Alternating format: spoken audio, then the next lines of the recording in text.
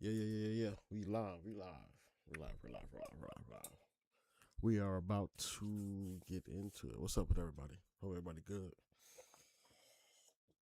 Oh man. Definitely going live right now. Let me send out these invites. Let's see if we can get some folks in here. Watch this with the boy.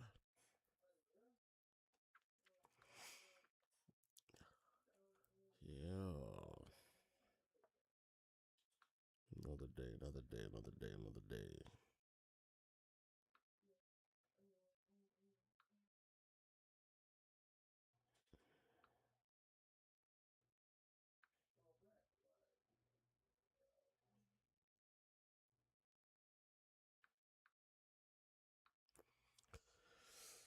to watch this Big Meech interview, man. Shout out to people who don't know who Big Meech is. It's a damn shame. You need to get onto that.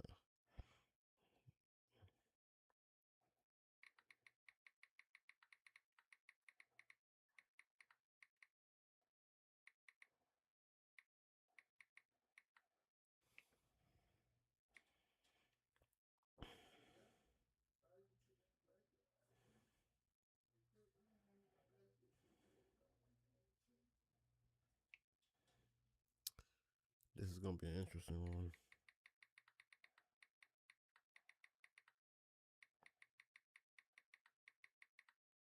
I think this is like the first interview he's probably done since he's been out, which is a rip fire. You know what I mean? So we definitely gonna watch it and see what's up. Definitely gonna watch it. Give me 2 seconds. Let me get everything situated. You know how it goes. You know how it goes.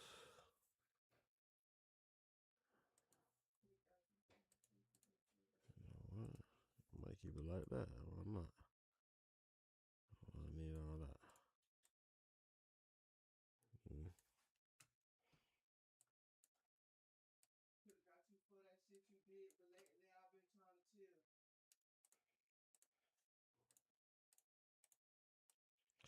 Trying to find the right place for this bad boy, man.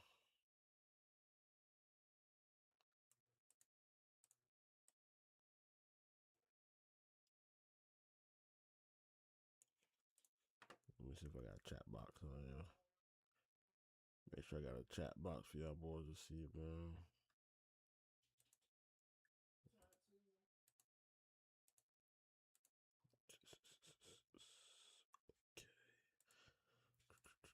Okay.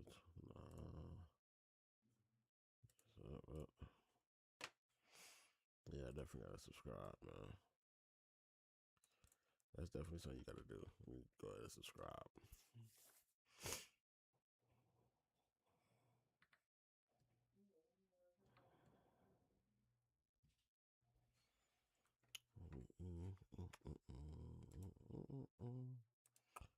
Dun, dun, dun, dun, dun.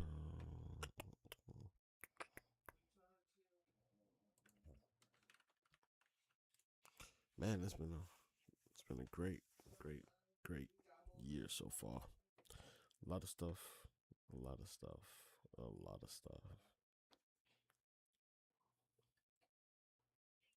Definitely a lot of stuff.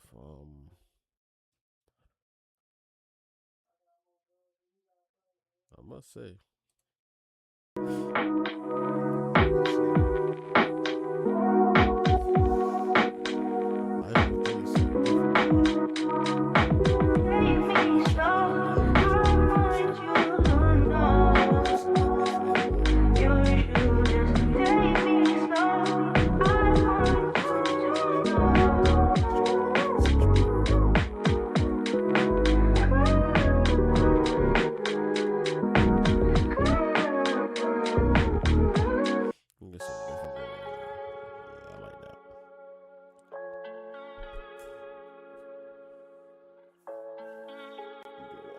Meech.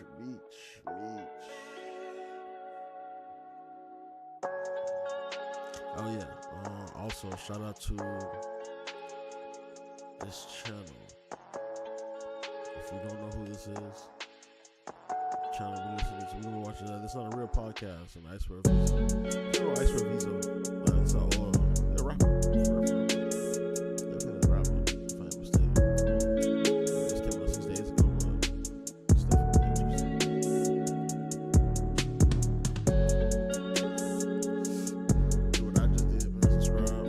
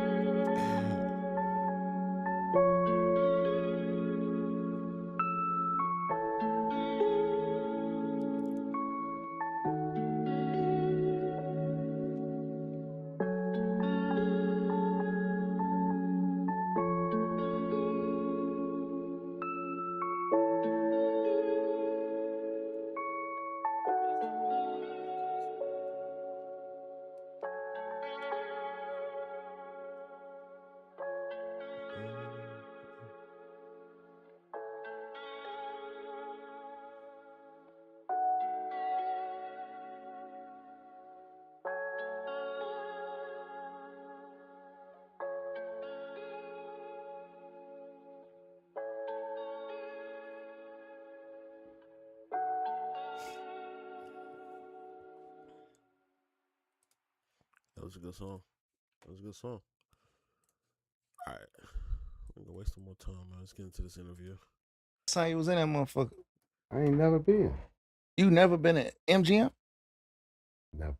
Get the fuck out. Ain't no Never. way. Never. You I- never been to MGM? I was hitting the What about Sting Greek and Town? All Stars and all that. I've never been in none of the casinos. Till Damn. now.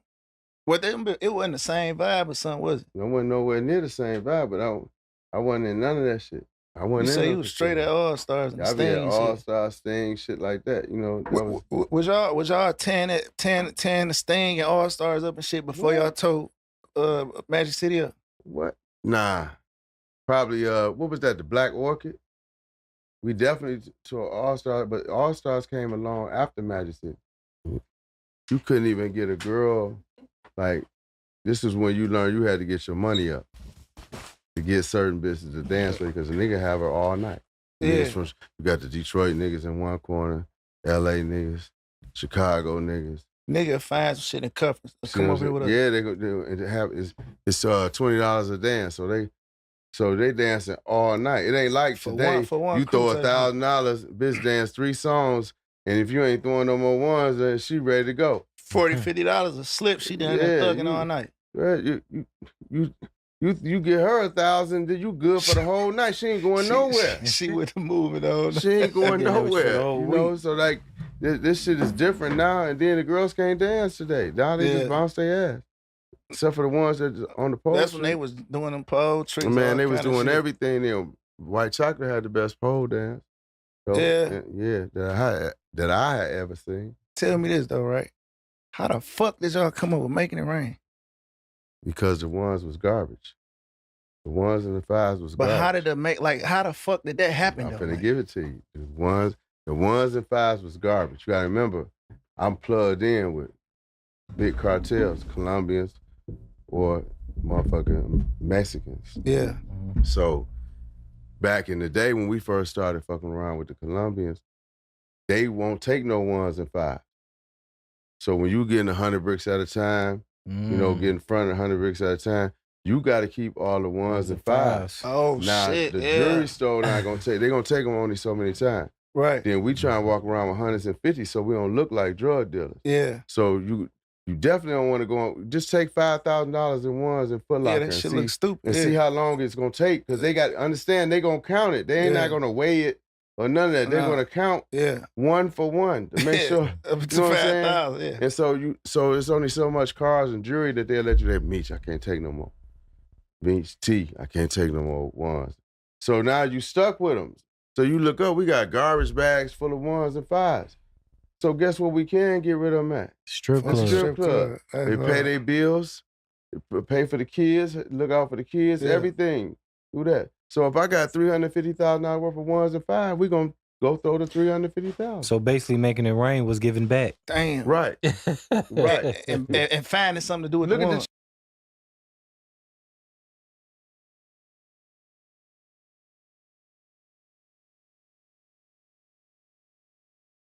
Chamber Brothers. Yeah, they had. Yeah. Look at the video they did. I remember that video. In the 80s. And they threw the one. What we gonna do with all this? Yeah.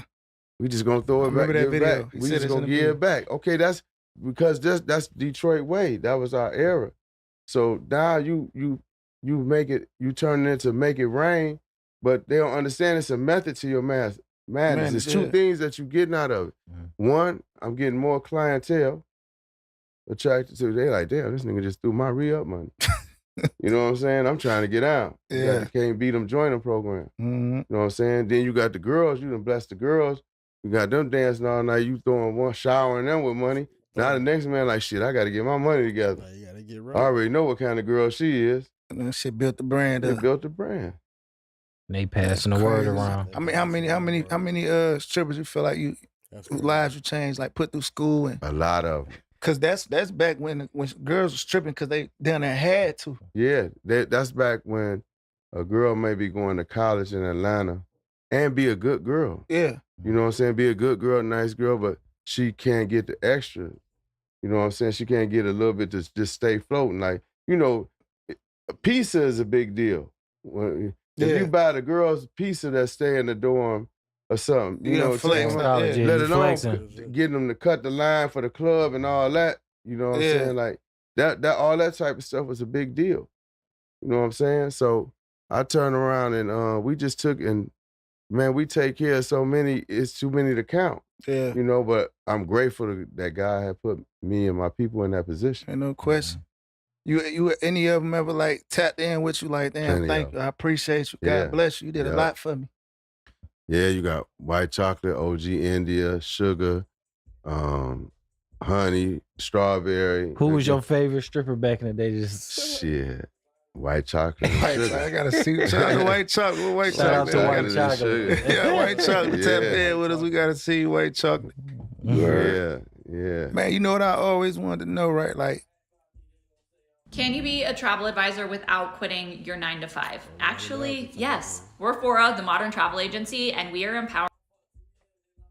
So you know what y'all did with like Jeezy, right? Y'all changed the game. Y'all made us realize because me, Peasy, all us, we came up from having a movement. You know what I'm saying? With the music. And when I say having a movement, just niggas just sticking together, going to the clubs together, going to niggas shows together. We all moving together, moving on one accord. And that recipe came from watching them Smack DVDs, watching y'all, you know what I'm saying? And what it did for Jeezy career. Was that shit strategic? I mean, it was organic like that. It was organic. It's like, a lot of moves. Okay, at the end of the day, Jeezy family. And he was a part of that life. Yeah. Okay, so in him being a part of that life, like we might be sitting up counting a few $1 million. So he'll bring the CDO. Look, I made this. I was in the studio last night, this, that, and other. So while we count money, we listening to it. And then I pick out my favorite. I like number 1, I like number 10, I like number 16. You know what I'm saying? Stuff like that. And so we're going to play this tonight at the club. When was that moment you knew, like, damn, this nigga done took the fuck off? We really... When everybody was singing the words to that shit. In Magic City, before we even pull up, when we pulling up, and stuff like that. I damn near had tears in my eyes because I'm like, we really finna make it. How did you bump into Jeezy? Jeezy, actually, I knew one of Jeezy's cousins that was in the game, but Blue had brought Jeezy in. Oh, okay. You know what I'm saying? That's really how he got in. Blue had brought him in, you know, on some Crip shit. Yeah. Know? So he brought him around. But it wasn't until I was finna go to jail that I knew that they had any type of animosity towards each other. You know what I'm saying? Yeah. Blue used to be like, man, I told you should sign him. You should have signed him. You should have signed him. At the time when Jeezy was unsigned, I was dealing with the double murder. You see what I'm saying? Yeah. So I had got picked up. I only did 26 days in the county jail on Wright Street for that double murder. Then I got a bond. The only person to get a bond with a double murder, being charged. I got a bond, and when I came home, he had already signed. He signed a deal with Bad Boy, Boys in the Hood, and for the Boys in the Hood thing, and DJ Drama came to me and said that he wanted to do the first visual and everything with the mix CD. Yeah. So I had gave Jeezy the Ferrari. We did Trap or Die. Right. So know, wait. Because we had already Wait. That was Meech's Ferrari? In that music video, that was Meech's Ferrari. That's crazy. did The Streets The is hardest watching. shit ever. The Trap or Die. I gave Drama, he'll tell you that's the most money he had ever received at that time. Man, you know, that's the first time the world, like, in real life was watching a nigga, like, you know, we ain't say too much, but what the world in real life felt like they watching a nigga live they raps, like, and that shit was like the coldest shit on earth, bro. Like, and then you know, we from Detroit, like we can differentiate between bullshit and real and fake. You know what I'm saying? And that shit had the city on smash because it's like, man, this nigga different. Like he rapping about something different. And then we watching them DVDs and just seeing niggas moving as one, a unit. Like, you know what I'm saying?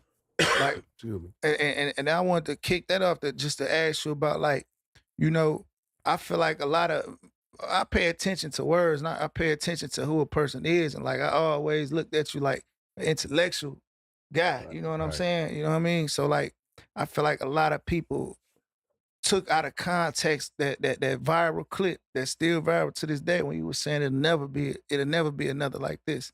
I don't think you was talking about like, you know, whatever. Right.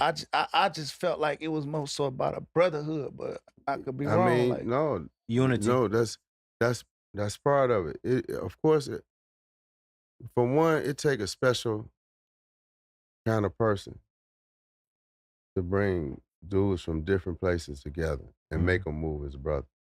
That's true. And a lot of that come from the leader being doing everything that he didn't ask everybody else to do. There was nothing that I asked them to do that I hadn't done. Yeah. And they knew it. Was it always a Pacific guy you look for when you go to East City? Specific. Yeah. I'm going to tell you like this. I'm a Pacific. The guy with nothing that know everybody is the one. It's the one. Damn. You know what I'm saying? Break that down a little bit. And the reason why I say the guy with nothing that know everyone, like, he's a guy that maybe certain guys that's big in that city may have running around doing certain things and moving, but he never get his due. And, you know, that's what I seen a lot of no matter what city I went to. You know, your right-hand man don't got shit. Yeah. All my niggas look like my right-hand man. No matter where they from the day ones to the ones that just got on board. So it's a difference. I want my dudes, my people, period, to enjoy the same things I enjoy. Yeah. You know, maybe you can't do it to my Level, extent, yeah. but you can do it. Right. Yeah. You know, I can turn around and run out of money and be like, hey, let me get $50,000. Yeah, nigga got it, huh? Yeah, right. He Yeah. got it.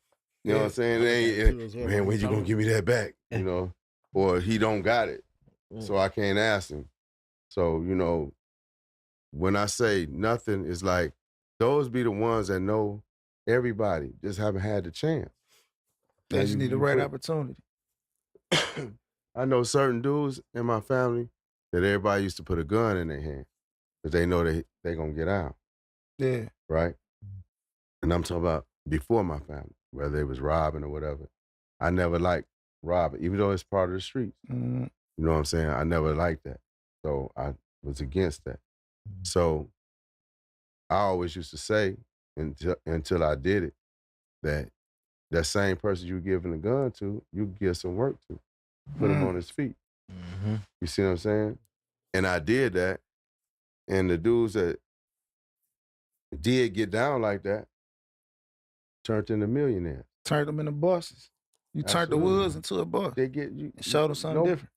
You know, you never know what you could do until you get a chance. People don't give you a chance. Right. You know, that's what's wrong with people that's in charge, people that's on top. They don't want to get you. I want to keep you up under me, so I keep you broke. Yeah, niggas gatekeep. Crazy Be in shit. competition with the niggas I ain't got to compete with. Right. My people gonna stay up under me because they want to stay rich. Yeah. They want to try to be wealthy. You know what I'm saying? One day. So they want to be able to do the things that I do. You know? And I'm gonna make sure that I'm not gonna move to the suburb, but I gotta come to the ghetto and get you every day. Yeah. No, we all live in the suburb. Right. You know what else separated that shit from everything? Because, like, for you, it was You more know so how like, hard it is? Hold on, you wasn't just. You know how hard it is for somebody to really hear that statement, bro? When all they got is that crab in the barrel like your mind frame. You know how hard it is for somebody to really understand what he just said. Somebody out there right now looking at this like just hating like a motherfucker can only think about the past. When he trying to show you and let you know that, hey, look, man, you don't got to do it by yourself. And just because I'm making money and I help you make money, don't mean you're supposed to try to overstep me. But, Bill, you could be right beside me and make your own moves, just like I'm making moves. And we still make motherfucking greatness. Like, that shit crazy. Try and motivate the niggas that was around you or motivate the niggas that was moving with you. It's like you was intentionally setting out to motivate every young black nigga in America. Every time you spoke, it's like you wasn't talking to the homies that was around. You was talking to the rest of the world. Yeah, because you know, it was hard at first. The thing about the Smack DVD to come up, the raw reports that we did, like, we not, you know, I'm not no actor, and we was raised to kind of stay away from the camera shy. Yeah. But times was changing at that time.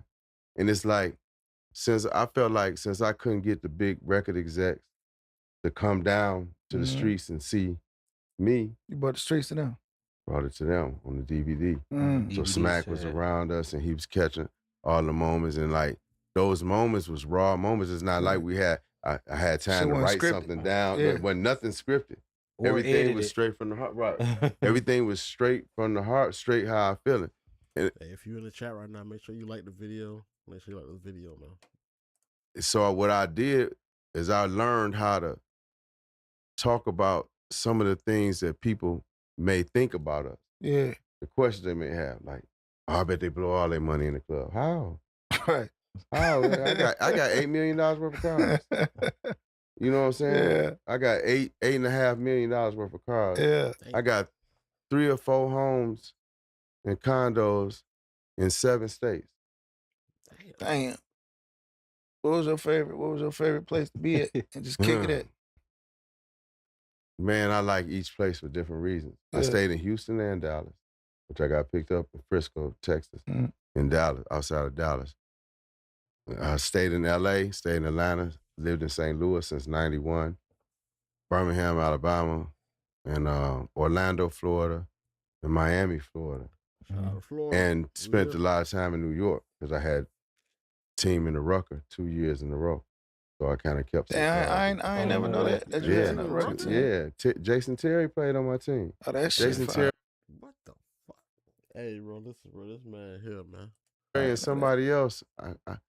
It take a couple of my people to remind me of some of the people who was on the team. But That's fire. 2 years in a row, we kind of brought the Rucker back because it was kind of fizzling out a little bit during that time. But you know, Fat Joe and them still had a team. Jay-Z still had a team. You know what I'm saying? Their teams was always exceptional. It was at the Rucker. You know, but we made it. You know, we took care of everybody down there. Hey, get everybody some food. Don't care what team they like or want to see win. So New York had embraced us. You know, we didn't have nothing to worry about in New York. And the same thing when they would come to Atlanta. We got they back there, had to worry about getting robbed or none of this type stuff. So that was a beautiful era. Do you feel like the rest of the world will sleep on Detroit niggas and who we was? Of course. And our character, what kind of niggas we was, like how we was moving, our mentality, just being stand-up niggas and knowing something. You know, Big Herc was doing good as far as Detroit music. But it's just so many things that gave us a black eye. You know, like they made it hard for us because you gotta understand, we the best hustlers in the world. There's more stories about Detroit, the city of Detroit and Detroit hustlers than it is New York. They got shit 13 that ain't never million, been told. They got 13 million people in New York City.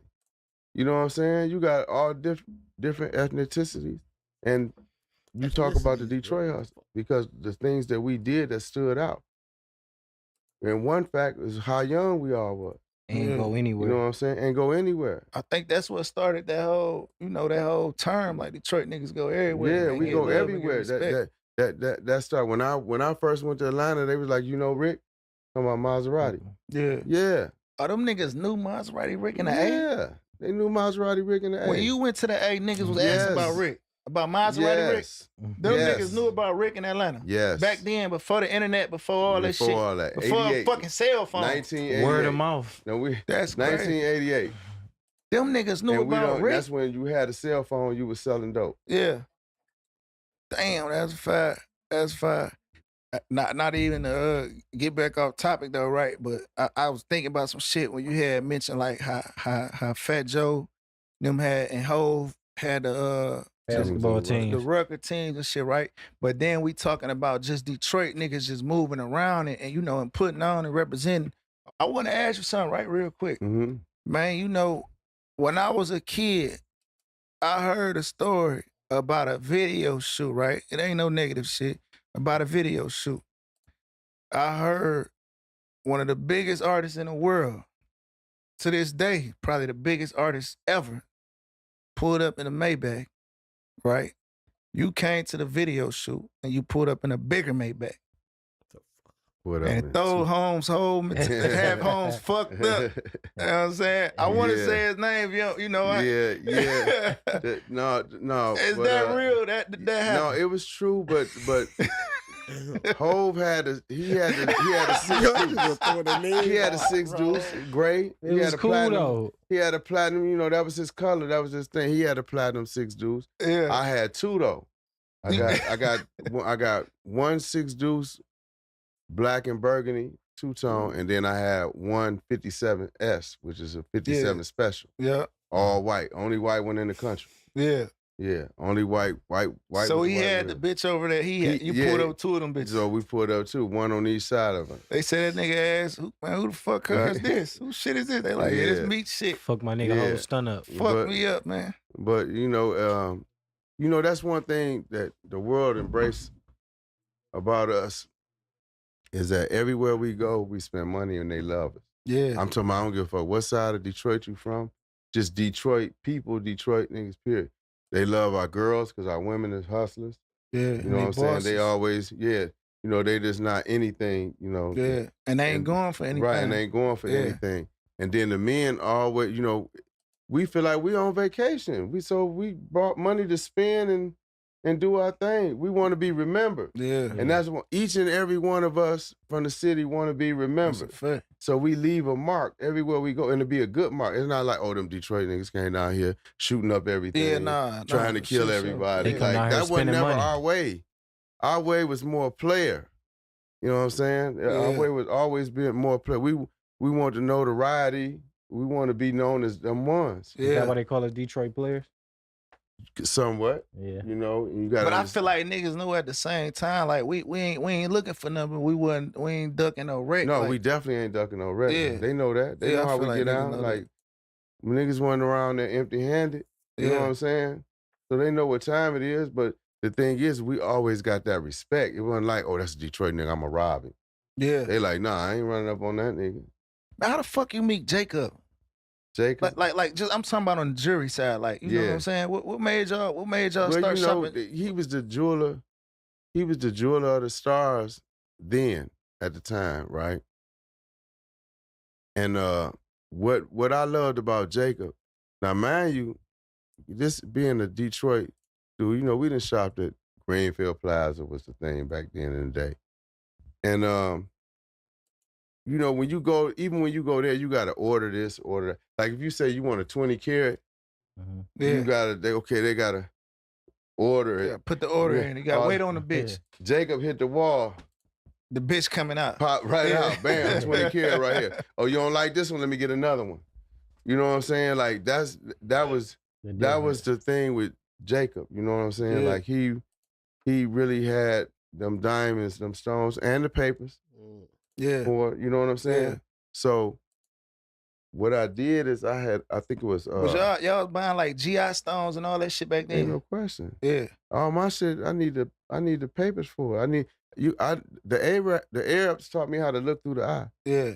At the day, so I could see the inclusion, the color in there. You know, if it's slightly yellow and all that. You gotta see the inclusion. Yeah, you gotta. You know, they taught us. Me and my brother, me and T. Yeah. We know that jury. You know what I'm saying? Like everything. Like when I got my diamond set, you know, of course, I like the round stones or whatever. T had all Asher cut diamonds. I ain't never seen nobody to this day with all Asher cut diamonds. I ain't gonna fake like I know my name. I swear, bezel. I don't even know what the fuck Asher cut. See, I ain't gonna lie You gotta look to it the up people. one day. I'm gonna check it out. You gotta look it up. I'm gonna keep Yeah. it Pull it up up on y'all, you, gang. shit hitting. You know what I'm saying? Yeah, but I turned T on to Jacob. But how I got turned on to Jacob is, like I said, he would have anything right then and there. And what I did is I bought a 10 karat. I bought a 15 at first from him, but it was kind of yellow. So I brought the 15 back. Like, nah, this ain't it. Yeah. I need that. He got me a 10, real clean, and the paperwork to go with it. So Puff was having the king in Africa, in Morocco, in Marrakesh, had paid him like $833,000 To do what? to throw pull his up? Bro, these boys throwing out these numbers like they just lightweight, bro. $833,000, bro, just to have somebody pop out. $800,000, bro. throw his birthday party there. He paid him $800, and I seen the check. Dang. He paid him $833,000 to do his birthday party over there. He sent 2 planes for all Puff friends, one to Europe and one to the United States. And so everybody who got on the planes went for free. They didn't pay no tickets. That's fine. None of that. So, you know, we was on, I bought Puff, I was the only one bought a gift out of the 2 planes. For Puff. I bought him a Chapar. How you and Puff get that tight like that? Well, we had mutual friends in Atlanta. Yeah.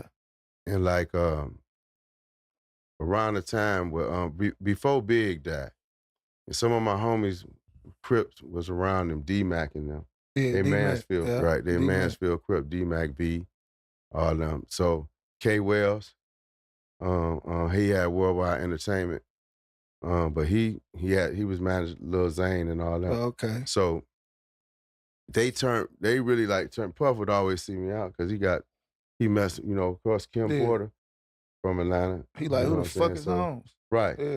So that's how it really started. And then that nigga had one of the best birthday parties I had ever seen one time. Was it fuck with the one you had with the line at that bitch though? No, it wasn't. Yeah. But he had a bad motherfucker. That bitch is a He movie. had mermaids and shit. He had motherfucking bitches sitting in the aquarium. Bro, what? Hey, Diddy, bro, what you was on, bro? Diddy, you had mermaids in the aquarium? That's how you was living? Okay. So you had your shit after that party? No, it way after. Because he did that party in the 90s. Was that party what motivated you to like, nah, my shit That kind of motivated me to start theming my party. Yeah. Theming it. I can't say that. It motivated me to start having themes. That shit, for my party. that shit was like, that shit was important for y'all then. Like, but this shit got to be a vibe. Everything got to be a vibe. The whole Right. club got to have fun. Everybody got to have fun. We can't be the only It's niggas got to that be have something fun. different. It can't just be. They got to remember this shit. It's your birthday. You gonna have a regular night out at the club? Yeah. What, with just more people? Yeah. You got to do something different. Yeah. You know what I'm saying? So that was important to me to just have a motherfuckers thing. paying, motherfuckers ain't had to pay for liquor and shit. Everything. Motherfucker didn't pay for nothing. It's all I had love. over 5,000 people at that party. Damn. I So- seen that bitch on the DVD. Was Tip y'all performed at y'all that ain't run out bitch. of liquor? Over 5,000. Tip popped out Y'all on ain't the run look. out of no liquor? Nah. Back then, I would have probably been the first one with a champagne deal because I was messing with Rose Perrier Jouet so much. Okay. And what happened was, when I was on house arrest, I was on home confinement. I had a label release party when I first got BMF Entertainment. You know, the licenses, The LLC and all that shit. when I first got that, I had Blue do it in LA for me. And so I couldn't go to this party. We did it at Centennial Park. You know what I'm saying? Yeah. And I had a wall of an ice wall with all Rose Perrier Jouet in that ice wall. And you know, Blue performed, did some Jeezy perform, Baby D, all of them, you know, perform. I couldn't go to the party. I came out at 6 a.m. to the hotel where we had the after party at. Yeah. Which was the Westin, which used to be called the Swiss Hotel. That bitch was a move. Yeah, that shit was like that. They always gave me the presidential suite, the governor's suite. You know, go out there, have as many people as I want up there, and all that. So it was, I ain't gonna lie, Meech. You turned a lot of niggas up. You made a lot of niggas stars. You made a lot of niggas notable, incredible.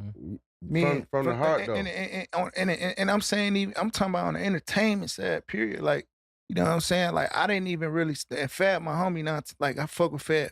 I wasn't really listening to Fab at the time because he was making a lot of songs for the ladies. But when I heard him on that, We Getting Money Over Here, not even just the song, I heard the song on the DVD and niggas got the raining in that bitch. So I'm like, damn, dog really is nice like that. You know what I'm saying? So it's like that BMF wave is what got me on Fab, and I feel like a lot of street niggas with Detroit. I can't speak for other cities, you know, because you can't discredit a nigga like Fab. He a real lyricist, like, you know what I'm saying. But I feel like you laid the blueprint, like even to this day, like how you say, you know, my thing was to get on camera, motivate the trenches, motivate motherfuckers and all that. And if you really think about it, what do a nigga got to do right now to this day in the new millennium? What a nigga got to do? Get in front of that camera, talk that shit, make this shit look good. There's no way I thought that. Whoa. What's that? I just built a budgeting app in Base 44. Guys, Nina just built an app. Impossible. Nina can't code. Interesting. Can it generate reports? It can now. Nice. So you're saying we can all build apps now? Yeah. I'm on lunch. I gotta make a call. I'll be in my office. Just built an inventory tracker. Protein calculator. Book sharing app. A workflow manager that Tracks who still owes for the group lunch. Trash duty scheduling. Since no one seems to care. just built a I performance just created a goal manager. tracking system. We built the same thing, didn't we? Yep.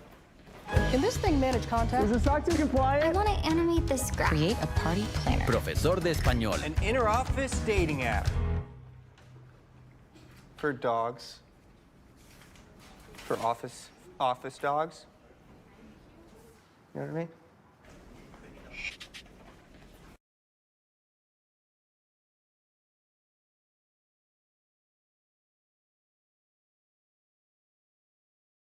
How do I not interpret this circumstance with my son underneath the lens that I have in betrayal trauma, right? Because she said, I'll come to him, tell him things, but I can tell that I'm just saying good words that I know I've learned to say, but I feel nothing in it. So that was really, to me, a normal thing that would happen, right? If you've been through some betrayal trauma, to then have something with your son, because often the moms are hyper aware and vigilant because they've seen the fallout of what's happened with their spouse. As we live through life, we get very familiar with our sensory systems, our hands, our body, our skin. When you have your eyes closed and you're searching through a drawer that you've used and you can feel and you can tell what's in there, what's not there by what it feels like, or, there's a lot of things we rely on with our sensory systems. But if there's severe trauma, two things happen to the body, which are very parallel to what happens to the brain. One is some parts of what your hand or skin was before becomes hypersensitive, and another part becomes numb, and it can't feel anything. And so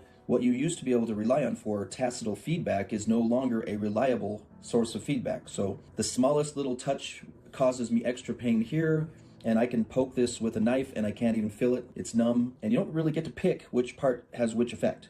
The reason, which I'm actually supportive of what this woman is doing based on what you've shared with me, is when you don't know what is by what your hands are saying, you have to go with what you usually know. What you've known before is a true principle. Take, for instance, if you have a knife in your hand and you realize this part's numb, if you know this knife is very sharp, I can't feel it as it's cutting my hand, I probably shouldn't cut it, because the principle of it is don't you put a knife on your hand. The eternal principle is don't slide sharp objects against your skin. But my body's not telling me that it hurts. So this is one of the greatest blessings of having access to eternal principles.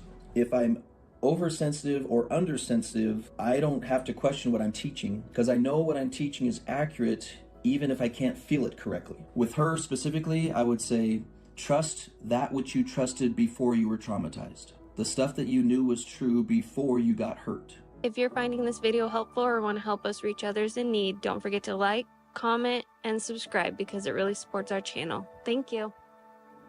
Accountability partners. My son, who's 24, is asking that I be his accountability partner. She wanted some thoughts on how to go about that in the best way. I had an experience several years ago. My daughter was in high school and she was preparing for a competition with her dance. Mom wasn't available, and so she was working on her solo, and she asked me to come with her. I enjoyed going over to watch her dance, and I was happy to film her. But we got about 15 minutes in, and then she came over to me and she says, okay, where do you think I can improve? And I'm all, wait, what? We got the competition about 2 weeks, you're supposed to give me feedback. And I'm all, how am I supposed to give you feedback? Like, I have no idea how to dance correctly. I don't know what your body should be doing. I'm watching my daughter do things I never knew a girl could do just with what you're doing already. All I'm over here is smiling, hurting my face, smiling, watching how cool this is, that you can spin and jump and twirl. And she got mad at me because, teenage girl, but she got mad because I wasn't being helpful. And I didn't even know I was supposed to be.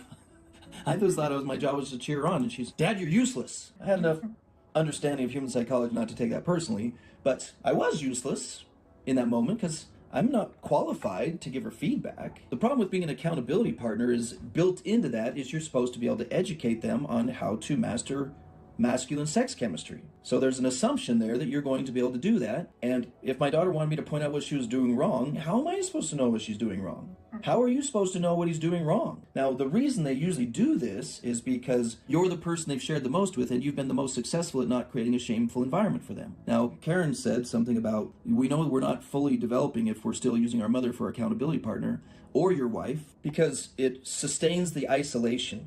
It gives Satan lots of room to mess with their heads and say, you're especially broken for this, and no other man on the planet is dealing with this like you are. And so the satanic isolation technique and using fear of the unknown, which often includes fear of good, which you don't know is good. Remember when you moms, when you're like, you don't know if you like it until you try it. Like, just take a bite. You have to take a bite of everything before you can make a decision on it. And I remember hating onions and mushrooms when I was a kid. I hated tomatoes too, and I've never got past that one. But I throw onions and mushrooms in almost everything I cook, and I cook a lot. Okay, because I like it in my stuff. I like the flavors that it adds to something. but I would not have known that if I hadn't tried it. And so we're not doing them any favors if we're supporting their isolation. So if he's only willing to go so far right now, what I used to tell them is, okay, this is good. It's a good start, but just so you know, it won't be enough. If you want this, you have to do the work it takes to get this. Just like if you want to bake a cake, you can put eggs and flour in a bowl and stir it, but it's still not a cake. It's a good start, but you're not going to get a cake out of it. If you want to develop a full, well-prepared brain to fight Satan for sexual self-mastery, you must have a thorough training. And I'm sorry, ladies, but there's no mom on the planet that can provide that. Being a woman is a full-time job last time I checked. Even in the marital work I do, I strongly discourage husbands and wives from giving each other feedback. As weird as that may sound, when you use the mote and beam principle, the more a man is very anxiously engaged in his own development and shares some of that with his wife, and she's anxiously engaged in hers, it's much better use of time. Because at some point, when you're really engaged in your own self-awareness and your own development, you stop paying attention to the micro issues of the other person and how you're supposed to be helpful if you're not paying attention to the details. I can't give you accurate feedback because I don't pay that much attention to what's wrong with you. Can you imagine if somebody said that to you? Like, I can't give you feedback. I don't pay attention to what's wrong with you. How nice is that? Like, oh, that's awfully nice. If I can convince husbands and wives to be fully dedicated to their own self-development and use their own resources. If a kid wants to be a high-level football player, do you offer to be his accountability person? I don't work out so good, okay? How are you going to know when he's slacking?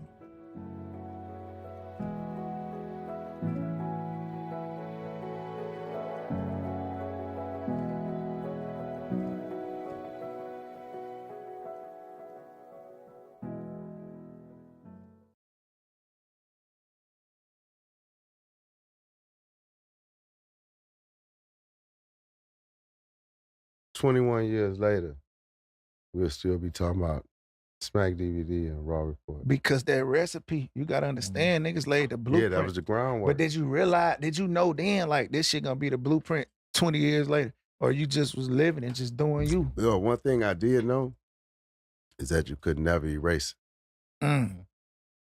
It's like doing a movie. Yeah. Somebody gonna keep that, but somebody's gonna see the value in it, even if it ain't you. Yeah. You know what I'm saying? Look, I got this. And that's what just so happened the internet came in. You know what I'm saying? So now that brings everything to life.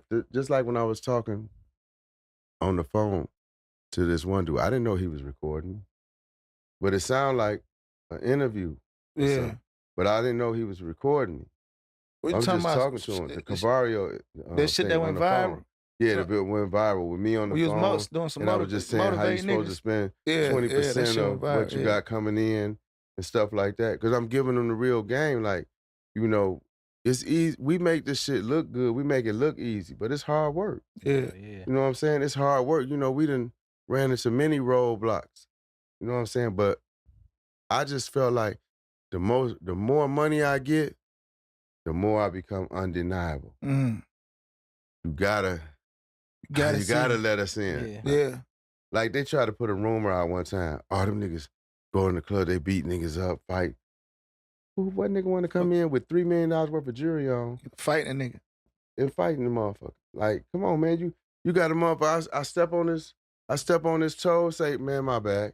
I know it's your bag. Damn, Now we gotta make him the party. You know what I'm saying? Like, now we gotta be the party. Yeah, now we gotta make you the party. You know You what the I'm saying? star tonight. Yeah, you know, it be stuff like that. Like we don't do nothing disrespectful. Like I said, we're a superpower. Yeah. So we know who we are, what we are. So we're not really going out looking to start nothing. We trying to get in here and get on the broads. You know what I'm saying? And have a good time. Yeah.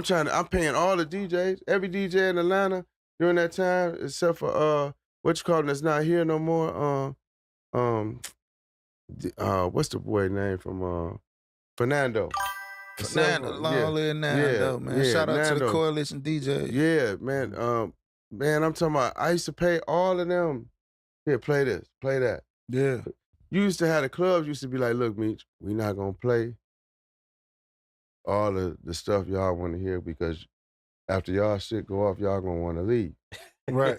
Yeah. And the whole club gonna leave with y'all. Yeah. You know, it had got real bad. Like the last 2 years, 04 and 05, it had got bad. Then, not to mention, Benzino gave us a Source Award. Mm. I ain't know that. Yeah, we got Y'all went to the wars, show? Yeah, we went to the wars. They That got bitch a movie, wasn't Yeah, it? that shit was like Trina was hosting, and that was the one that they did sometime tribute to Jay Prince, Suge Knight, and Russell Simmons. That's So and then I met Tego Calderon because he was sitting right next to me. Was that a bad light that he put on you by giving you an award? Like giving you too Nah. much light?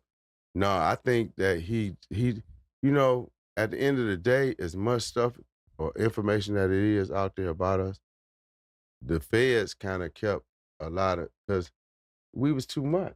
You know, and I think the feds kind of downplayed a lot of stuff dealing Niggas with was us. doing- yeah. You know what I'm saying? That people don't even understand. They ain't want y'all to look as big as y'all really was. Right. You got Yeah. people that sit up and say, oh, well, they had a drug amount. I think it said something like 495 keys, something like that. And like 200 of them, J-Rock got caught with, red-handed in L.A. So so basically that would put us around 295 keys. So you got a certain podcaster like, well, I don't think they really had that much because they only got caught with these. This is the only keys that they caught up. Because we wasn't getting caught Niggas all the wasn't- time. Niggas moving right. We wasn't losing loads. You gotta think know how what I'm long saying? y'all run was. Right. They had this You shit gotta- figured out. I got a 22-year run, and I got a 15-year documented conspiracy. My conspiracy is 15 years. My conspiracy is not from 2000 to 2005. My conspiracy is from 1990 to 2005, and I don't have one word in our indictment. Mm. DEA said, the DEA and the Fed said they never seen me with any drugs. They never heard me talk about no drugs. Never seen me make a sale or none of that. Yeah. And I Damn. signed for 30 years. 30 They just see you motherfucking balling. years. That's it. That's why I They just said seen the balling move. can't be a crime. Like, you don't charge him. Oh, he got too many cars. What did I do to get the cars? You got to figure You it out. gotta Put prove it that together. shit. Prove Yeah. it, right. What the fuck? You know what I'm saying? So a lot of stuff that they was doing to me personally, like people didn't You think that shit was more so out of like, you know, every generation, or you know, probably not this generation, but starting from your era and even back then, it's always like them influential black men that them people look at like leaders, and it don't even be about what the fuck they doing. Like, it might not even be about the drugs or the money or the parties. They don't like, they didn't like The influence. That's You see right. what I'm saying? Well, the influence. And you think that was probably the biggest part? That played a major part, along with me showing that you could get away with it. That it was the right way to do wrong. Yeah. That's besides my influence, because the influence definitely played a part. Cause you gotta think, it's so many niggas in different states, different sets, Crips, Blood, probably GD, with all, you know what I'm saying? And Right. niggas is getting along. Niggas is showing each other love. Niggas is rocking with They each other. getting the best results. Come on, man. You getting the better results. And like, they'll look at that shit like, man, you know but what you know, that's what our city always been. Our city always been, we get along when it comes to the money. When it comes to getting the Yeah. money. The only problem with our city is we had hate just like everybody else when it comes to these females. Mm-hmm. You know what I'm saying? Dudes fall out over the female. Tender. Some dudes tender dick, some dudes pillow talk. You know what I'm saying? You know, that's why I They said the both thing two about dangerous attributes. Right. That's why I said, you know, you gotta, if you got a girl that don't want to be shit, you got some girls that like I want to fuck with him and him. Yeah. Or I want to fuck with the whole crew. Let 'em. And we keep them around. You let them. It's not a problem. Like, we don't look at her in a bad, she get taken care of. Not certain girls wish they was her. Yeah. Then you got the one that hey, this is my main one, or this is my main It's number my baby two, mama, whatever the right, fuck. Well, niggas right. know You who know, off so- limits. Niggas know Right, everything you know else who up off for grabs. limits. You know what I'm saying? Like, and if you can keep it like that, and that was surprising with our crew. Like, even with our crew, and we never had no issues over girls. But I know who the tender dick dudes is. Yeah. Yeah. But Yeah, I y'all know. bid off them niggas though. Right. To their That's face. right. You know what I'm That's saying? right. So In it's they still face. love Right. in the end. It's still love. So, like, if you can get a group of men that can get that out of their system, then that's a one recipe for success. You know what I'm saying? Like it's big when you gotta find all the ways to get along to stay together instead of finding any reason to fall out and fall apart. Yeah. You could change anything. You wouldn't change shit with you. Nothing. Not even the 20 years in prison. Yeah. Because it was a hell of a learning experience. I say that all the time, and I always gotta say, like, I ain't trying to sound cool or trying to sound fried and burnt out, but wallahi, bro, prison was the best thing that ever happened to me. Going to the feds was the best thing that ever happened to me. If I would not have went to prison when I went, I would probably be in jail right now for way longer, God forbid. I appreciate that shit. I wouldn't, if God asked me right now, if he say, look, Bezo, I take this shit back, you can redo it, would you do it? I would say no in a heartbeat. The best thing that ever happened to me. Because you might not be you. I wouldn't. I wouldn't have learned a lot of shit. I wouldn't have grew mentally. I wouldn't have understood a lot of shit. You know what I'm saying? What it is to be a real man. You heard I was still moving like a kid, moving like a shorty, thinking shit sweet, not understanding how these people work. And it took for me to go to the feds to even become more strategic with how I move and more disciplined. Because one thing about the feds, both of y'all know that the feds is political and disciplined. Certain shit not flying in the feds. Niggas gotta go up top 30 days for not having a paperwork. A nigga not walking no certain yard at all whatsoever if that work ain't straight, for one. And a nigga can't put that on no nigga without having no proof. And a nigga that put that on a nigga, he gotta go up top for saying that. You through. That's You right. can't even say that in the feds. And You guess can't. what? If y'all don't send them up top, then we gonna send the whole crowd up top. We gonna run all y'all up. All y'all gotta go. Cause y'all let this nigga put this allegation on. You can't do that in the feds. And that shit showed me so much structure. And I implemented that discipline and that structure that I learned being in the feds. I implemented that shit in my everyday life. You know what I'm saying? You know, I did most of my time out west. Yeah. Out west and in the northwest. Heavy politics. They ever had you in the USP? Yeah. Oh, I ain't was in never. Lewisburg. You was in Lawrence Lewisburg? I was in USP. That shit's so fucking political, ain't it? Yeah. You was in the smooth program? I was in the smooth program. When it was 18 How long months. they had you in the smooth? 2 years. Get the fuck out of I did 3 total. I did 9 months waiting to go in the hole, in the shoe. And then I did 2 more years in 23 and 1. They put niggas in a smooth program that they feel like got too much influence. How that shit ain't that way? It's like got too much influence on I'm the gonna yards. tell you the criteria, what they used to say. I was in Atlanta shoe in 2011 when I crashed. I crashed with the DC dudes over at Jessup. But my influence was so strong on that yard that they told me and they asked me, you want to, my right-hand man was Big Fry from West Palm Beach. He like 350 pounds.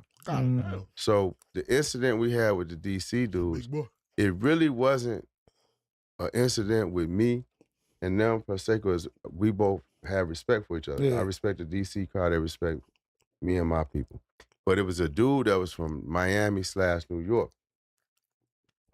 Basically, they wanted to beat him up and do some things to him. Yeah. You know what I'm saying? Yeah. And they knew that him and I was kind of on the outs. Mm-hmm. But again, just like the one situation I had just told you about, I couldn't see letting them do nothing to him. First, because he under the So car. when they swung on him and Fry got in the middle of it,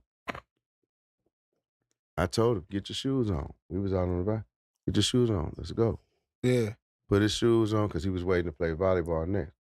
I had to put my shoes on. We go in the gym. He swung on the first DC nigga. He seen, and like 3 or 4 of them rushed. Yeah. So I started slanging niggas off of him. So it was like one of my mans from New York, one of my mans from Savannah, and me was the ones that was really fighting. you Yeah. know. But it was no cameras in the gym. And Yeah, it ain't. And then we had the door, so the DC dudes couldn't get out without us leaving. Mm. So it was a 5-minute move, just so happened. But when we finished fighting, Fry was like, "Nah, finish it." I'm like, "Fuck no, I'm going to get my knife." You know what I'm saying? Yeah, because these niggas ain't gonna play fair. Not DC niggas. Hell no. So we all racing down the sidewalk, walking as fast as we can, to try to get back to the unit. I got a couple of dudes that's I'm cool with in my unit. Like, they like, "Damn, Meech, what's up?" I'm like, "Man, hold up. Let me get, go get my shit." So I get my shit, then pull up on them like, "Man, your man's was on some bullshit." But long story short, they black boxed me and Fry. They asked me, did you want them to go the opposite way of you or with you? I said, no, send them with me. So we go to they black box us, didn't tell the region or nobody, and shot us straight up to Atlanta. 4-hour trip. When we got there, of course, you know, I had my way. So I had a cell phone. Yeah. In the shoe. So I'm talking to my people. I have, man, look up SMU Lewisburg. My mama called crying. Yeah. She was crying. Every woman in my life at that time was crying when they talked to me. Oh my God, why they sending you there? Yeah. What they sending you there fucking for? shoe Because it program. said the SMOOTH program is for the most Smooth. violent, disruptive inmates in the FBOP.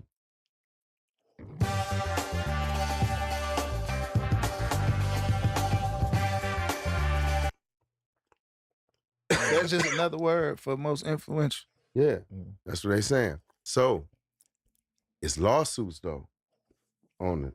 It's lawsuits on it where the police done killed motherfuckers. Because they throwing motherfuckers down the stairs and shit. You got black box handcuffs on behind you. You can't catch yourself. Yeah. You got it behind you, so you can't break the fall on your face or nothing. And however bad you are, you the worst of the worst, they put you on the third. Because it's blind. Lewisburg is one of the oldest prisons next to Atlanta. So it's blind spots. You know what I'm saying? Camera can't see. Right.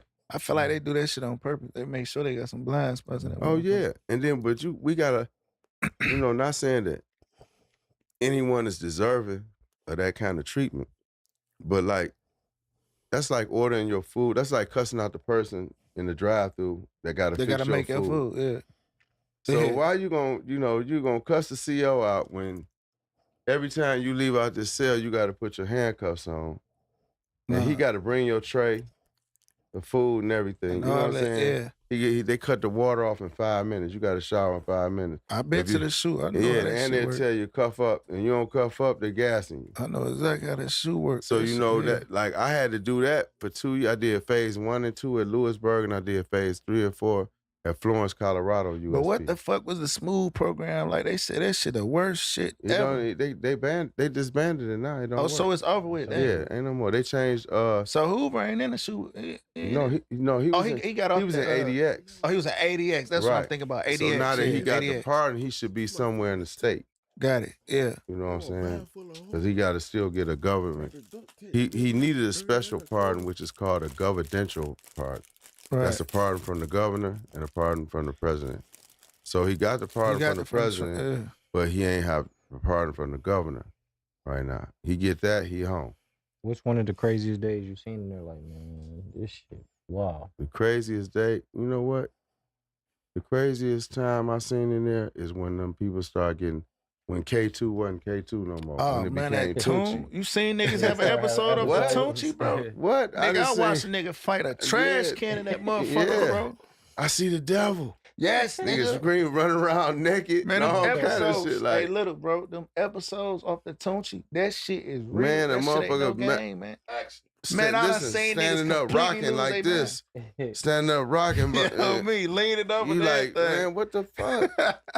Like, that shit was weird as hell, man. Like, some real weirdo shit. We ain't let none of our homies smoke the Tunchi. Man, we we ain't was really beating like them up, that. putting them at the door. Yeah. We had a CO. When I could hit my first low at Forest City, Arkansas, we had a CO lady. She was like, listen, I don't mess with y'all drugs. I don't mess with y'all phones. I'm not going to have nobody fuck our count up. So if you know somebody that smoked that shit and they fucked the count up, she said, y'all could do what y'all want to him, just don't kill him. But put him at the front door, and I'll make sure SIS don't fuck with y'all or none of that. Yeah. Miss Dillon, we got one to go. Oh, so she basically like the tune, only thing gonna fuck this bid up. I ain't trying to see no episodes, none of that shit. None of that shit. Yeah. None, don't mess my count up. Yeah.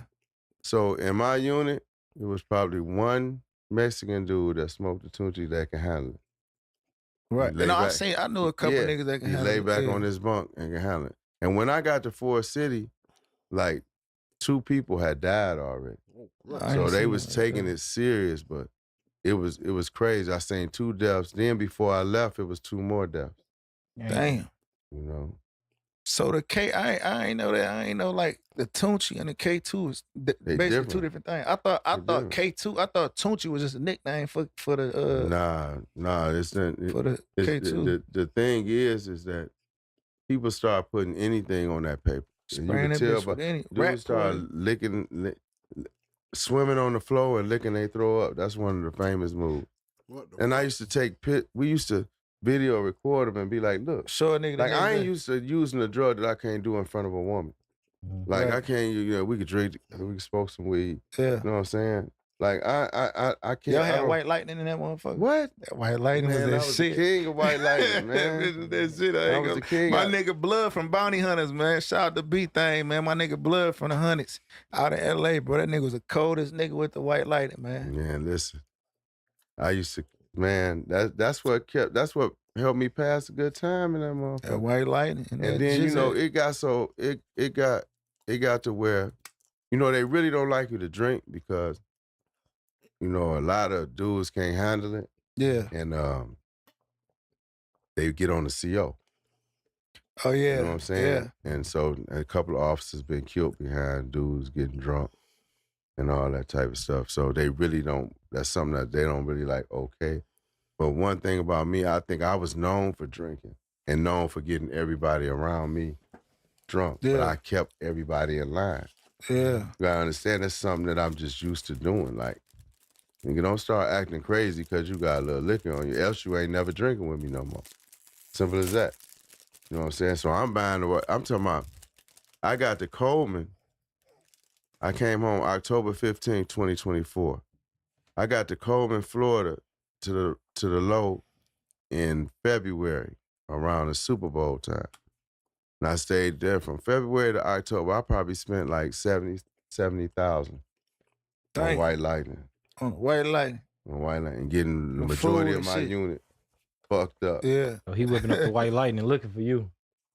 Absolutely. Hey, Meech, you know what's crazy? I ain't feel like I was in jail till I went to the shoe. Yeah. I ain't feel like I was in jail until I went to the shoe. That's when I felt like I was in jail. I was on Bill Eye. But see, I was in a low though. You know what I'm saying? I was in a satellite. That's why. Y'all niggas was in motherfucking USPs and mediums and shit. Listen, when that door locked, you in prison, man. Yeah. When that door locked, you can't go out there and get you no ice. None of that shit. When you gotta tell your cellie cover up, cause you finna use the bathroom. Yeah. You know you in prison. Yeah.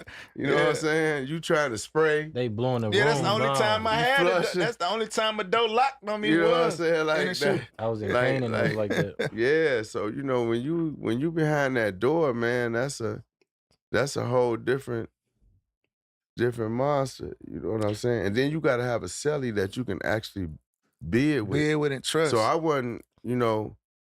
wasn't taking any cellie. Yeah. You know what I'm saying? And like I never told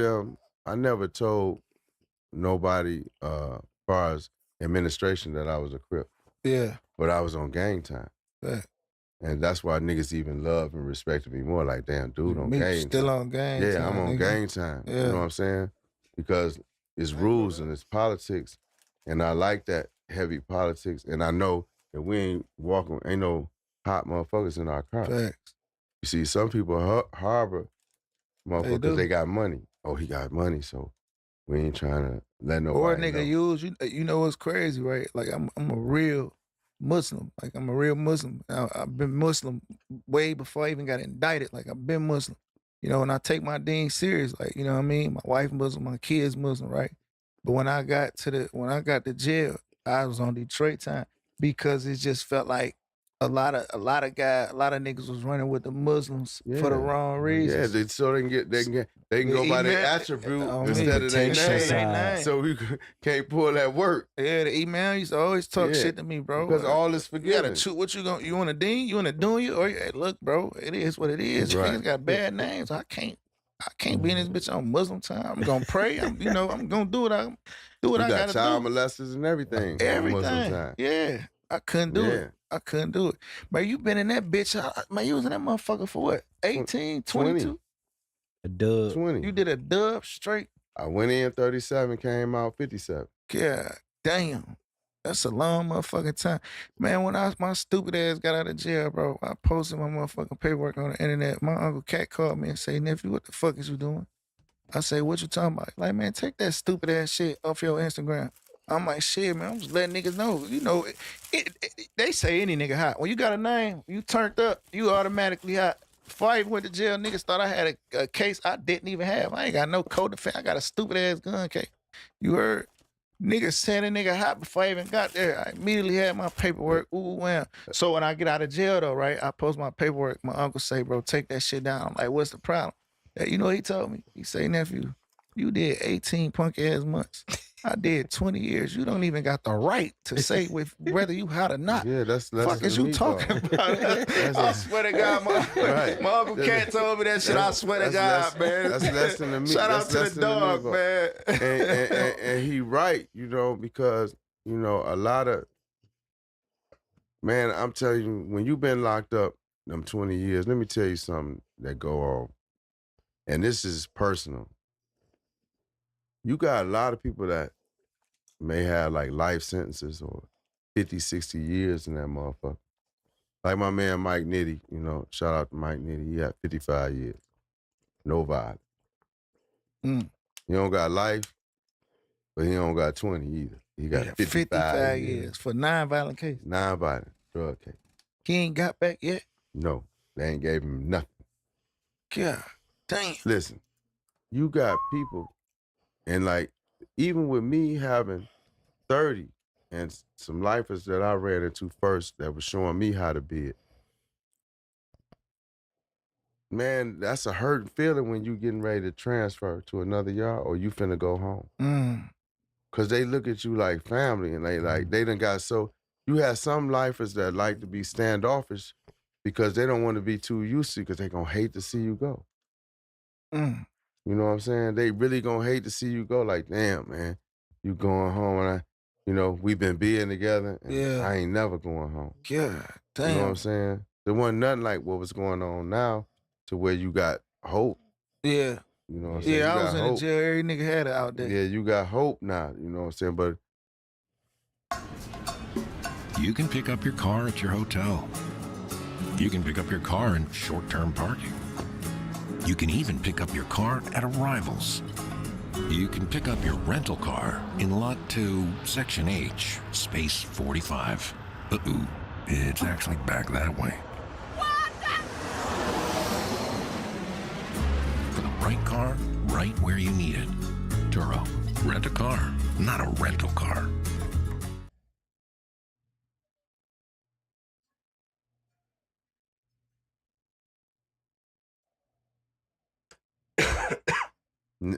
back then, just learning how to be it and seeing dudes that felt like they were never getting out and that was kind of old men or older men at the time.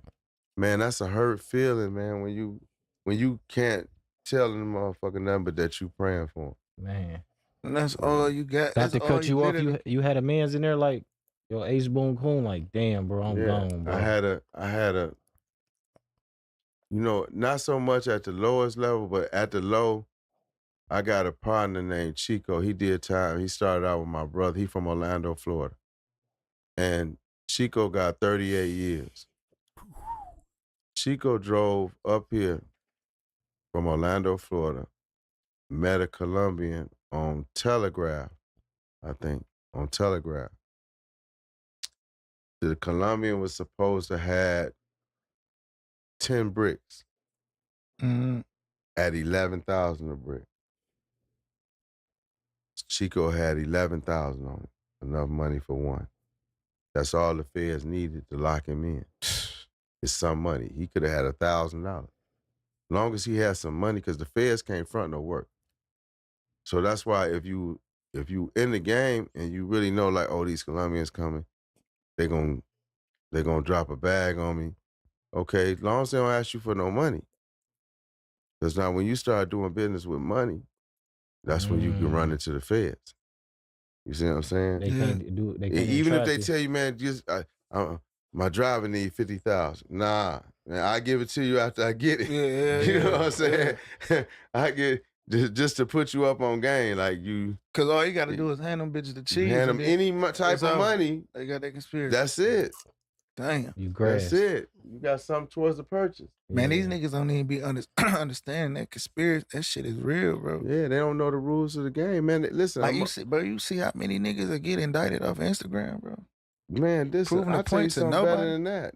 Let me, man, my rent due. I come to you, Big Ice, man. I'm $1,500 to pay my rent. Yeah. I turn around and go buy some drugs. You know, Yeah, you in that I'm in that conspiracy. conspiracy, for sure. You know what I'm saying? That They shit don't just real. always do it like that, but it's possible. It can happen. You know what I'm saying? You gave nigga got tears big as biscuits in his eyes, telling you he need 10,000. He got to take care of his family and this, that, and the other. And you like, here, go ahead. Now he turn around and go buy half a block or something. It's a true story, bro. This nigga had a KFC indictment, right? Nigga, he love when I tell it. Jetto like this story. You heard? Nigga got a KFC indictment, bro. That nigga cousin, right, was really under indictment. He was really getting investigated. He was allegedly whatever, brick man. You know what I'm saying? They was watching him. Phone been tapped for a while. They been on him, right? And when he a bust a play, you know what I'm saying? Nigga order a whole wing or and a biscuit. You know what I'm saying? A half of woo-wop, right? Right. So dude was a regular 9 to 5 nigga, had a real job, all this shit. So the nigga that was under indictment that was being watched for a while now, right? He used his cousin called him. What's up, big cuz? You still pulling up to my mama crib? He like, yeah, I'm on my way now. He say, hey, the auntie cook. He said, no. He like, all right, I'm gonna go grab some food. I'm about to grab some liquor and I'm gonna grab some food. And I'm gonna pull up over there. You show auntie ain't cook. He said, no. He like, all right, cool. Hung up, called his cousin back. Cousin, I'm at KFC. I'll be over there in a minute. What you want? Man, she just ordered, just give me 2 wings and a biscuit. That nigga got indicted. That nigga doing 10 years on a conspiracy. And guess what? The nigga literally was at KFC. The cousin was literally at KFC. But mind you though, his phone tap, he being followed. They done got him on shit. They already seen him. And when he really was doing whatever he was doing, he was saying this same kind of terminology. Nigga, the cousin that don't do shit, that literally ordered food, got tied in. got 10 years and he ain't got back. He ain't got back at all whatsoever. You know, I made peace with myself and said that I'm doing time for what I got away with. Mm. You know, you're not doing time for what they saying on paper because they had no evidence against me. So I realized I'm doing time for what I got away with. All the shit I got away with, you know what you got away with in life. You know what you done in life. You don't got to never speak on it.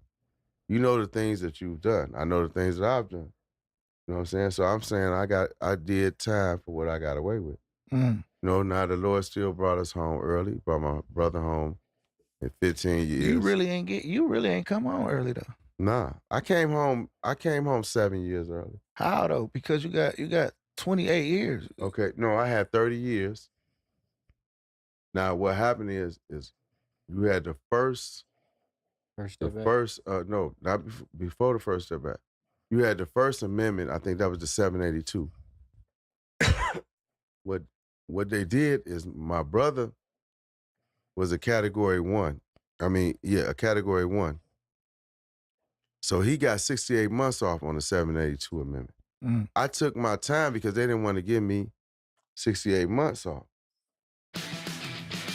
Got safety protocols? Granger has the Safety Pros 2 call.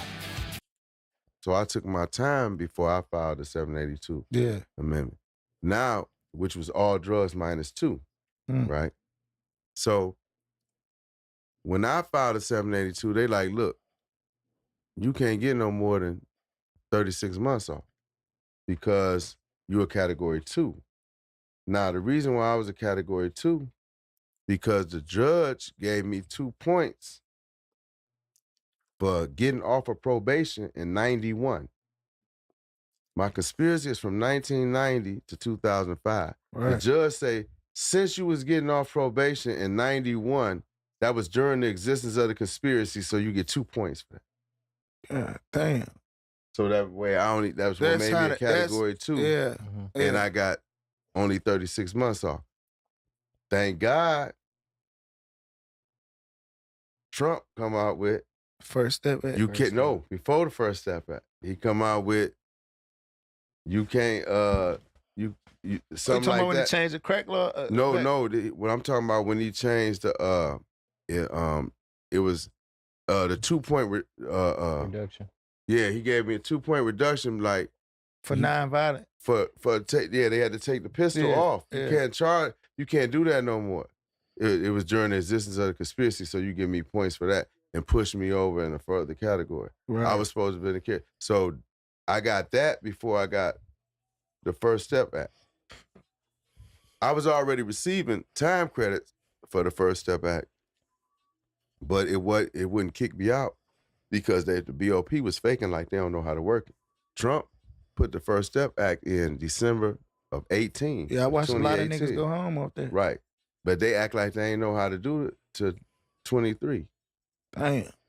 It took them 5 years to learn No, how to do I it. watched a couple niggas go home off the First Step Act. Yeah, but they doing it on their own. You got to do your own shit. they was doing it on their own. Yeah, That's a you fact. got to. No, them niggas did it on their own. And the BOP was acting like they don't know what's going on. Because I was on the list to go home. Because it was every nigga that I watched, and it wasn't a lot, but I watched a couple niggas get out while I was in jail, go home off the First Step Act. But them niggas in the law library for months. And them niggas beating the law library down years before I got to that motherfucker. Man, my counselor told me I wasn't locked up long enough. He held me in This that nigga bitch. trying to get that nigga had a 3-year bid trying to get the First That nigga Step said I Act. wasn't Man, locked nigga up crazy long the enough. motherfucker. Man, you know they turn 6 months into a year. That First Step Act. Yeah, you get a year off if you're a low recidivism. You get like 12 days off each month. You get 1 year off. You get 15 days off. If you a medium, And you get was able to 10 get RDAT once they took that gun. Man, I wasn't going no RDAT. You couldn't do RDAT? I ain't want it. Why I the ain't fuck want you to do want? it. That's a year off. Man, there I do Because a the year. bid was born. No, I mean they you gotta understand when you get released under RDAP, your probation is different. Oh, I ain't know that. I ain't know that. You walking on eggshells. They got zero tolerance. I ain't know you that. can go back. You They coming take the year back. You got this. I ain't take it because I couldn't get it because I had a gun. I didn't want to waste If it. you get God forbid I get ain't regular going supervised release, yeah, like what I got. Not that I plan on fucking up, but you got a chance. Right. Yeah. See what I'm saying? You got a chance with the RDAP. You got zero low tolerance. Zero. No tolerance. Zero tolerance. I swear to God, I never fuck fucking about knew here that. And you got aftercare. Yeah, you could. They could find a piece of Tunchi in your pocket in the halfway house, and that'll send you back. I did not know that. I ain't fucking know that. Man, before we wrap this motherfucker up, Meech, man, you know what I'm saying? I just want to tell you, you really motivated me for a long time since I was a young nigga, just watch you know what I'm saying? And I appreciate the relationship we got now. Like, you really like a homie of mine, you know what I'm saying? We Right. kick it. You heard? We got a bond. We got a relationship outside of this shit, you know what I'm saying? Absolutely. Man, shit, that's all I knew where y'all catch on to that later. Man, like, before we leave, I gotta ask, you know, we real gangsters, bro. We real stand-up guys, right? Me being a rapper and being an artist and being in the limelight, right? I'm used to the internet. I understand this shit. You was gone 20 years, Right. right? I'm sure y'all ain't had like trolls and shit back then, and I ain't saying nobody specifically. I'm just talking about overall. You heard? Like, I understand how this shit go. I deal with so many niggas that I don't know, niggas that never met me, niggas that don't know nothing about me, won't say nothing to me when they see me. None of that. And I'm not saying that like talking like a tough nigga. Like a just tough guy. I'm I just know- being I a know man. exactly You know how what you I'm saying? mean. I got a son that look up to me, bro. You know what I mean? I gotta stand on, man. You heard? But I understand how this shit go with motherfuckers just saying shit and just bitch ass niggas, like, bro, just trolling ass niggas and You niggas know- just speaking, bro. Like, how the fuck, like, how that shit felt to you to do 20 years and come out and got it, and you see it's these type of niggas in the world now. Man, you know you know. Can you be a travel advisor without quitting your 9 to 5? Actually, goddamn yes. travel We're advisor. Fora, the modern travel. They always say you can't argue with yourself. Mm. So sometimes you gotta let a motherfucker just talk and say anything, and then people find out what they saying ain't nothing. Like, if you don't got nothing to hide, then what you gotta speak up for? I don't got nothing to hide. I don't got no points to prove. You know what I'm saying? If I done anything wrong, if any man done anything wrong when it comes to being a rat, Yeah. you got paperwork. Fact. Ain't no such thing as he third party. You say, she say. Yeah, you can't. I can't say, hey, you tell for me, and they gonna give me the time up. No, because you know who got to go in that courtroom to get his time cut? You do. That's right. Yeah. And you gonna be in that. It's on the docket sheet that you going in here. Ain't and no you hiding going that to docket judge. sheet either. Right, ain't no hiding that. Or no sentencing You transcript. see what I'm saying? So like, you can't appoint someone to tell for you, and then or what they want to call it third party, and like you get the credit for it, or they can't fuck up the case, cause he or she is fucking the DEA. You know what I'm saying? What I will say, like, when it come to me, like, I ain't used to doing a whole lot of talking anyway. You know what I'm saying? Like, not when it come to some negative shit. 'Cause Yeah. I'm on positive shit. Fact. You know what I'm saying? I know that I'm gonna exonerate myself because I'm an honorable man. Absolutely. Always been honorable and stand up. And those dudes that I left in them joints that took pictures with me and walked the yards with me, they the ones got the attitude. Yeah. So the trolls got to deal with them. You see what I'm saying? Like, you got to deal with them, and you may not never know who that may be.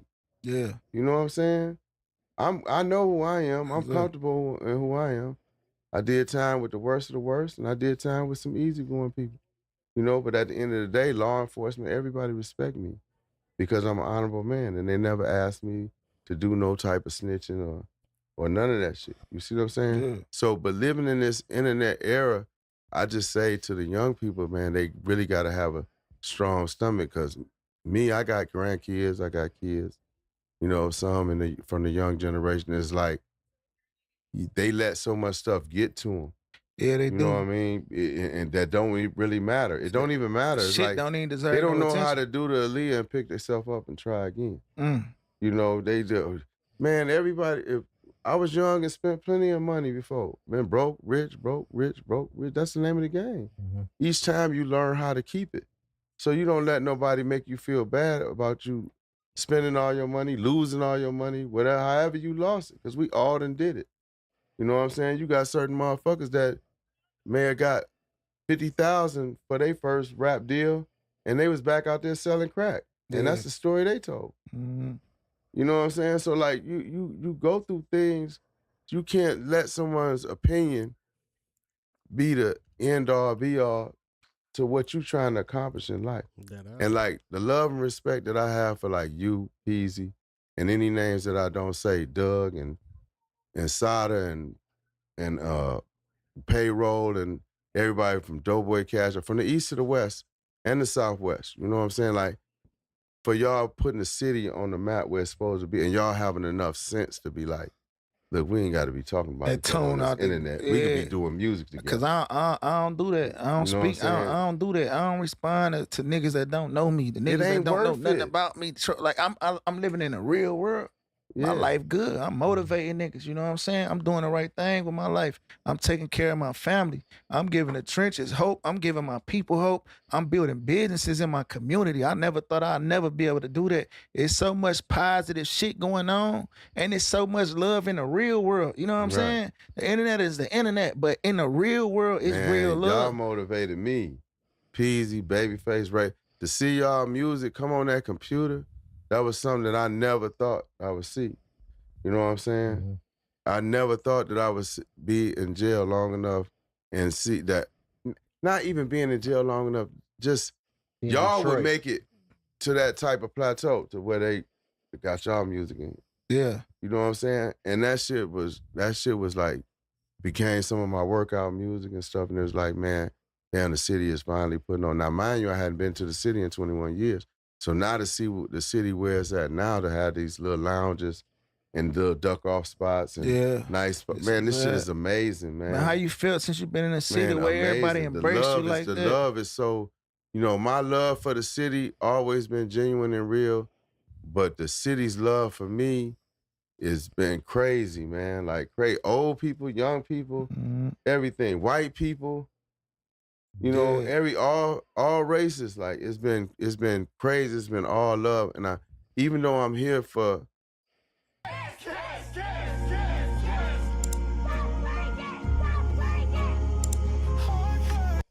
My daughter being in the hospital having open heart surgery, it was like it was meant for me to come back here and receive that love, and because that was the only reason they let me come back. Yeah.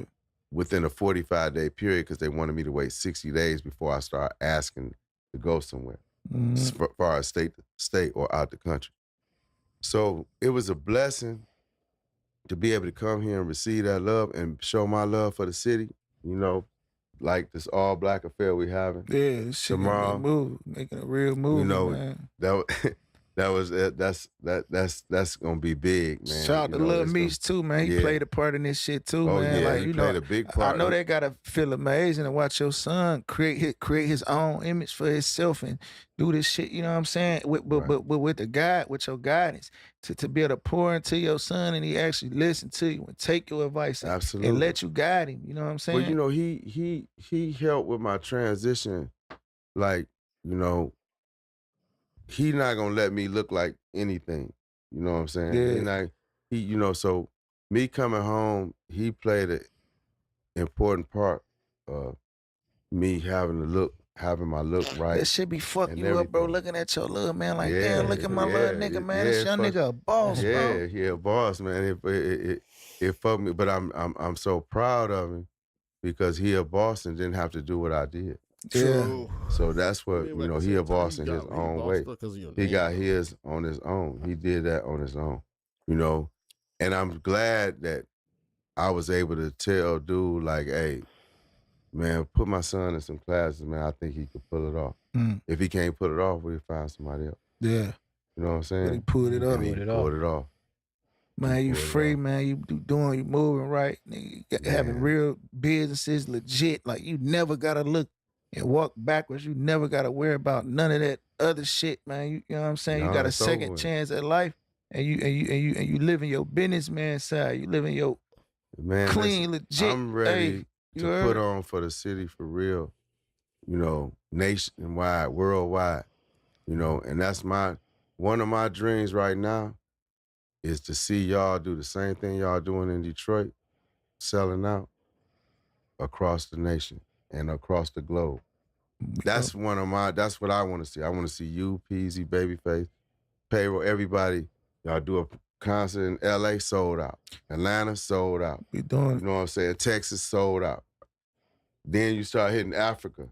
Yeah. And London and all that type of shit. You I know think what that's I'm what saying? separates us. We moving as one. We gonna keep moving like one. We gonna keep tuning Yeah, out. don't let nobody in between. No divide and conquer. You know, and then dude, bring the younger guys up. Man, that's Say no right. divide and conquer. Yeah, y'all got V's and all them. Y'all Yeah. Babyface E, all them. I listen to all that shit. All the youngins. You know what I'm saying? Like sometimes I may not shout out a person's name, but trust me, I'm listening to all that shit. Baby Yeah. Tron, everybody. You know? I'm listening to this shit and it sound good, you know. And even these females, man, like y'all gotta grab these females, man, and you know, cause it ain't only Cardi B and them. Like I we got love them Pretty to definitely Brea, glow you really. know what I'm We saying? got females here in this city that Jigs. they need their turn. We got Vanna. We got a lot of Yeah. We having Shout shit out Jigs. Yeah, you know, Cash Doll, the queen. for sure. She the queen no matter what. Cash You know I what put I'm on for this KD. motherfucker, Yeah, she man. We the all queen. behind KD too. We all behind Yeah. we all behind each other, man. We moving like That's one. what make it so good, We gonna man. keep moving like one and tuning out all the sucker shit, bro. Man, We you let- look up, we billionaires. Yeah, facts. And we leaving the billionaires. niggas on the That's- sideline and the spectators where they at. Y'all stay over there. That's nonsense. We ain't paying attention to that. You can't go cash. I can't go to the bank and the check say nonsense on it. They gonna look at me like a motherfucking fool. We Who ain't gonna doing pay that. you for that? Nobody. Not for the nonsense. You heard, man. Meech, we appreciate you, man. You know what I'm saying? I appreciate y'all, man. Real for having me. legend, real OG, man. We appreciate all the game and all the support and everything you did and everything you still doing for us, man, for the city overall. You know what I mean? The knowledge and the inspiration, man. Let's get it. We're gonna clap it up, All man. right. Big Meech, man. This is not a real You podcast. heard? Hey, shout out the Big Meech doing this interview. And it's only right that he did it with another Detroit motherfucker too as well. Cause I don't think nobody else really could really tap into what Meech, who Meech really is, and how he acts on a regular basis than another Detroit person. But he definitely dropped some gems. And I wouldn't advise anybody to go down the road that Meech did, but at the same time, his story is an interesting story. You know what I mean? Not many people can really say they brought the North, the South, the East, and the West together under one cause and made it work for that amount of time. Even though he got jammed up at the ending of it, but that's still he still pulled off some amazing shit. Like the video, man. Y'all comment. Let me know what y'all think. I'm about to get up out of here. We got some more videos to watch soon too. Check out the shorts. I make a lot of shorts. We got some interviews coming soon. I'm working on it. Don't worry.